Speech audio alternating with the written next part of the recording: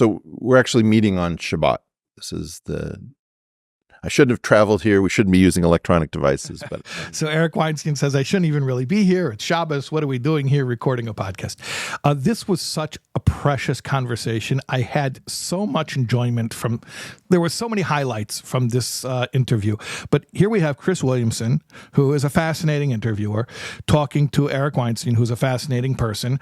And they're talking about religion. And they're both speaking from a position of being atheists or identifying as atheistic, but also sort of wistfully speaking about the advantages of religion.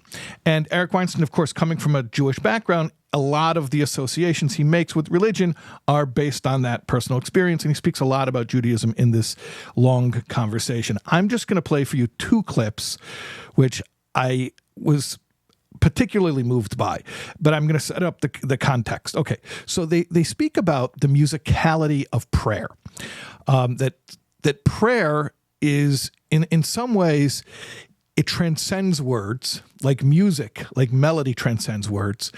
And okay, I'm just going to play the clip. Eric Weinstein is telling a personal experience that happened to him about how music touches the soul.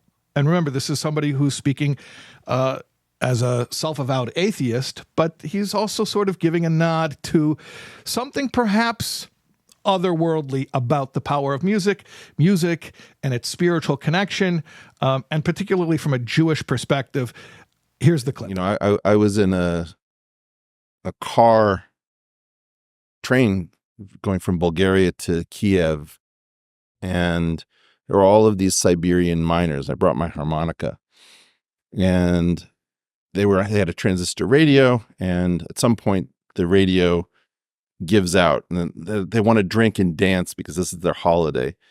They started getting really rowdy, and I realized I had the ability to make music, so I pulled a harmonica out. I started playing some blues, and everybody's dancing and having a great time. And they're like, more, minoga, whatever. And I'm paralyzed. I don't have that much of a repertoire on the harmonica. And the one thing I could do was I start playing Jewish songs. And this woman comes up to me and grabs me by my lapel and says, in Russian, where do you know this from? I'm realizing that I'm in an anti-Semitic environment, I think. And I've got a Siberian miner who recognizes that I'm playing Jewish music. And I'm terrified. I'm paralyzed. I don't say anything. I pretend that I can't understand her in Russian. And she reaches into her bosom and she pulls out a giant Star of David. Right? And she's just looking me in the eyes like, I know you, you know me. There's a way in which religious music is incredibly powerful. I love that story, for so many reasons. First of all, because it's a contemporary story. And sometimes, a lot of times spiritual stories are either allegories or stories from the past. So it's great to get a modern story from right now, from this day and age. I also love it because of that sort of cultural gap that seemingly is there, but then there's this deeper connection that they have to each other as Jews, which if you're Jewish, there's this connection that you can go to really anywhere in the world and you can meet people who don't speak the same language and don't have the same passport and maybe even don't practice religiously the same exact way that you do. But there's that bond that's sort of just deeper than the normal level of human experience. And the fact that it was triggered by music, again, really powerful. The one thing that I'm really annoyed by is why didn't he say which song it was? I was like we say in Yiddish, I was auf Spilkes. I was sitting on pins and needles. I was waiting. What song was it that he played on the harmonica that this woman responded to? I want to share a story with you that I heard directly from the person it happened to. A friend of mine who's a rabbi in Atlanta, Georgia, or one of the suburbs of Atlanta. And every Rosh Hashanah on the Jewish New Year, he takes his congregation after prayer services and they go out with a shofar. That's the ram's horn that we sound on the New Year, and it's a commandment. One of the 613 commandments is to make that sound, and there are different ways of playing it, different durations of notes. But at any rate, it's a mitzvah, it's a commandment for every Jewish person to hear this sound on the new year, but not everybody can make it to synagogue. So there's a concept of taking the shofar out to places where there are people who aren't necessarily coming to synagogue and meeting them where they are. So this friend of mine, this colleague of mine, he'll take his congregation and say, okay, now we prayed, let's go out and bring the shofar to people who are not able to make it here. So that one of the stops that they would make is at an old age home, assisted living. And they went there and they were told that there were no Jewish residents at that time. But then they looked at the list and they saw a name that looked like it could be a Jewish name. So they're like, do you mind if we speak to this lady? And they said, well, she's not really responsive. She can't communicate. They said, okay, could we try? So the rabbi goes over to this woman and he says to her, hello, are you Jewish? And she just gives a completely blank stare. So he figures, all right, let's make this simpler. He holds up the shofar, the ram's horn, and he says, do you know what this is? And she stares at him blankly and she says, a banana. Okay. So clearly she's having difficulties communicating. If you know the shape of the ram's horn, the shofar, I guess it is somewhat banana-like in some abstract way. He says he figured, but you know what? Maybe she is Jewish, and you know what? Let's just go for it. So he takes the ram's horn to his lips, and he proceeds to produce the blasts. And there's different notes or different durations of notes. The long tekiah, which is a sustained note, like that. And then there's the shorter, the shvarim, yeah. And then there's the staccato ones, the trua, which is da, da, da, da, da, da, da. And he does the whole thing the way that it's supposed to be done. And he finishes, and the woman who's been sort of staring all of a sudden looks up and she says, Loshana Toiva, akut yomtov, akut yor. And she goes back to staring. Loshana Toiva is two Hebrew words, which means Happy New Year, but also the pronunciation that she used is a really like old country, old world pronunciation. And akut yomtov, akut yor. Those are Yiddish expressions. Akut yomtov means a happy holiday. Akut yor means a good year. So here was a woman who was not responsive to language, to spoken words. Even the image of seeing the shofar didn't evoke anything. She looked at the shofar, she said, a banana. The sound of the note was what touched her soul and produced that response. So when words fail, the note, the sound can touch a person in a way that words cannot. And this is just, the Eric Weinstein story and the story that my friend from Atlanta told me, these are really poignant illustrations of this principle. But the truth is, you can see examples of this all the time in maybe less dramatic ways. But for instance, if you come to a Hasidic Fabrengen is a Yiddish word which means a gathering, but basically means a get-together. People will share words of inspiration, Torah teachings, stories, but a main feature of it is singing nigunim, which means melodies. And most of them are wordless melodies, and they're wordless for a reason, because sometimes the words get in the way, and the melody touches the soul. And so like a big part of Hasidic camaraderie is to get together. Usually men get together with men, women get together with women. It's just more conducive to a kind of vulnerable, safe space, and tell stories, share Torah teachings, but like a big thing is singing songs together. And it really does, you see how it goes to a place that the words cannot reach. Okay, so back to this podcast, Chris Williamson and Eric Weinstein. So at this point, they're basically talking about how the words get in the way. The words get in the way. And Chris Williamson suggests, well, maybe, the words are the whole problem. And then the conversation takes like a little bit of a hairpin turn because Eric Weinstein comes back in true Jewish fashion. On the other hand, by the way, Jewish thought is famous for on the other hand, right? Like the old joke, a guy calls up a synagogue and says to the receptionist, I'm looking for a one-armed rabbi. The receptionist says, what? What are you looking for? He says, I'm looking for a one-armed rabbi. Why are you looking for a one-armed rabbi? He says, because the rabbi I have right now, I ask him a question, he answers me, and then a second later he says, but on the other hand. So a lot of times people like mock that. They say, oh, Jews can't make up their mind, and it's always like contentious. But the reality is like this. When you're dealing with infinite wisdom, which is the Torah is Hashem's wisdom, so it cannot be confined within one set vantage point. The way that we understand infinite wisdom is through paradox. So it's not contradiction, it's nuance. It's like in this context, it's this way. In another context, I mean, you have to use a little bit of, cyclical, like we call it, a little intellect. But in different contexts, there are different ideas. So sometimes it's true, the words get in the way. But in other contexts, the words can be very powerful. And here is where Eric Weinstein speaks about now, after they just got finished saying how the words can get in the way, he speaks about how the words can actually help us to connect more deeply. Let's watch this clip. Maybe that is most of what you're trying to, maybe that's most of what religious service was doing. Maybe it wasn't really anything to do with the words. Very often it isn't. I mean, it depends, So we're actually meeting on Shabbat. I shouldn't have traveled here. We shouldn't be using electronic devices, but I'm not a practicing Jew at that level.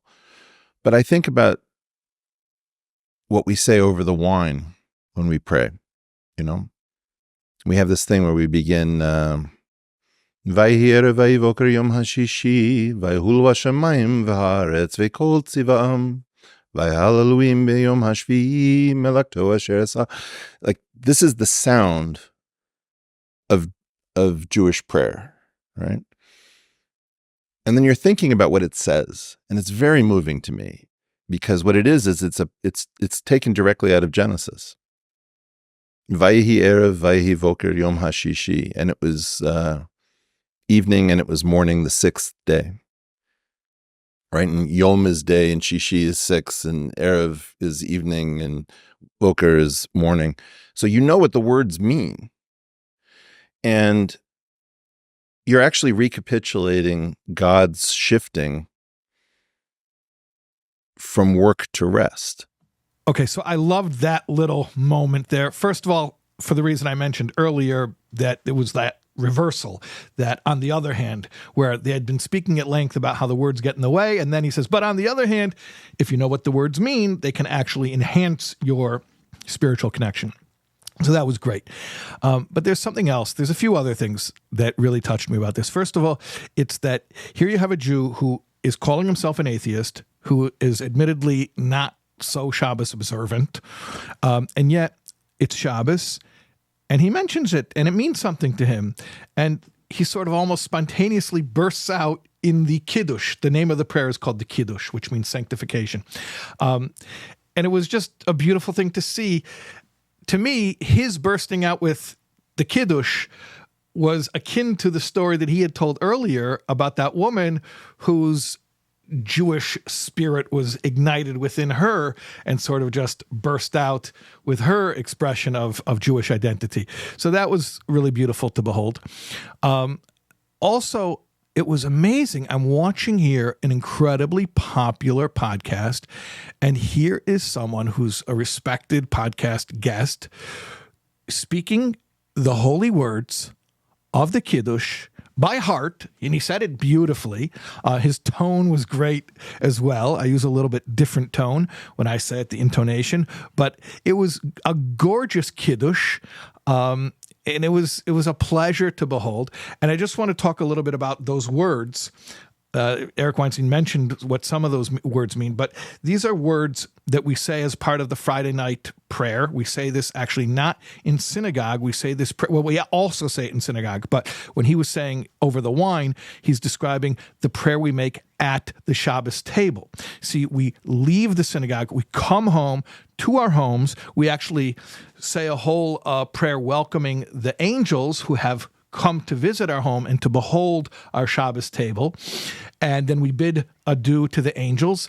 And then there's a song that's usually sung at that point, which is called the Eshes Chayil, the woman of valor, which is speaking about the virtues of the woman, but it's also speaking about Shabbos itself, the day of rest, which is considered archetypically feminine. So the Sabbath queen, so to speak. And those are actually words from Mishlei, which is the Hebrew name for King Solomon's Proverbs. There's a whole section there extolling the woman of valor.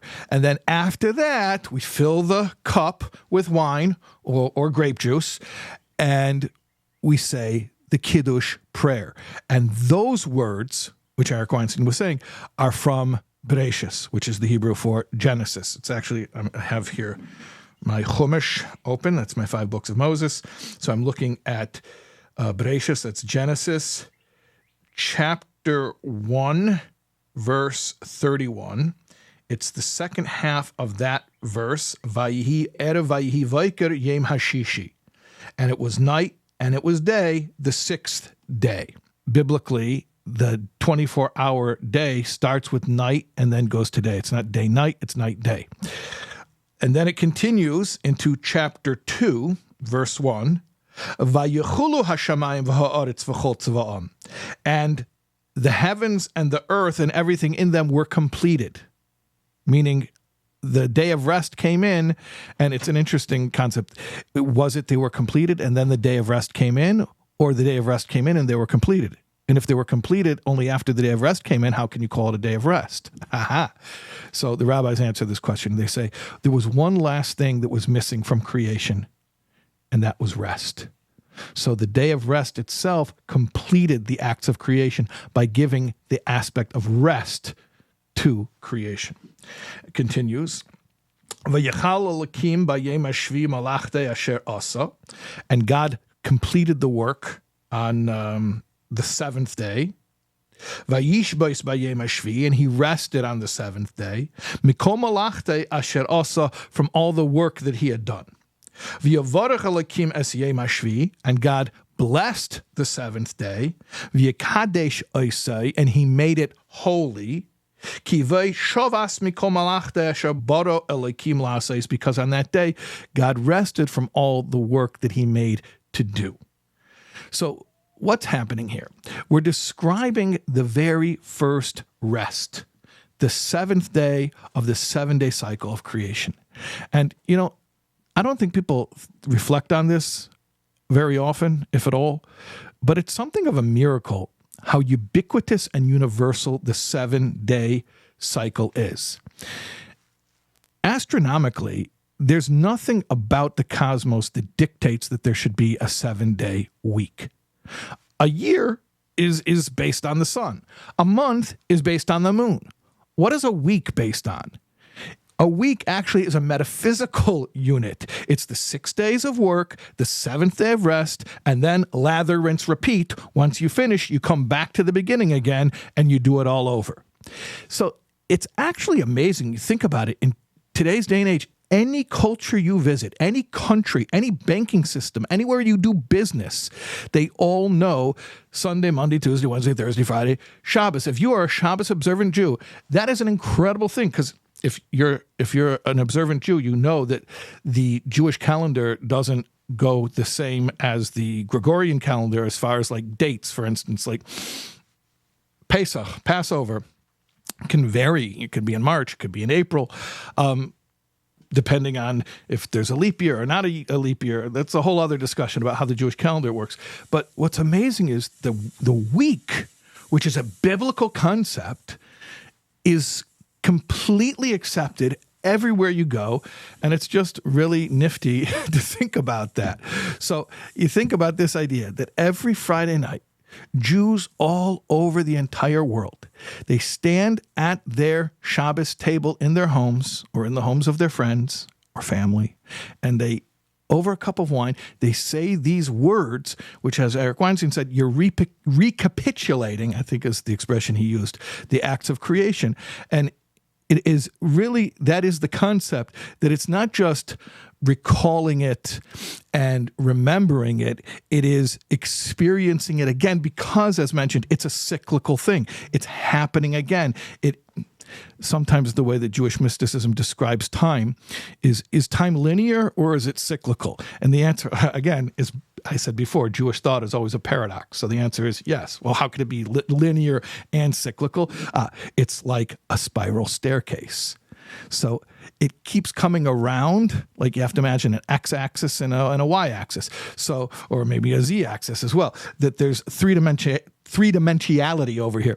So it's like you come around to the same spot, but it's always on a higher level. And every time we come around to Shabbos again, we're on a higher level because we're coming closer and closer to the perfection of the world, which is considered Yom Shekulei Shabbos, an era of complete Sabbath-like rest. And that will be when the world is perfected. There will be peace on earth, and it'll be like Shabbos all the time, in the sense of all conflict will be resolved. And that's what we call the era of Mashiach, or the Messianic era, although I don't like to use that translation because the anglicized word has so many incorrect connotations.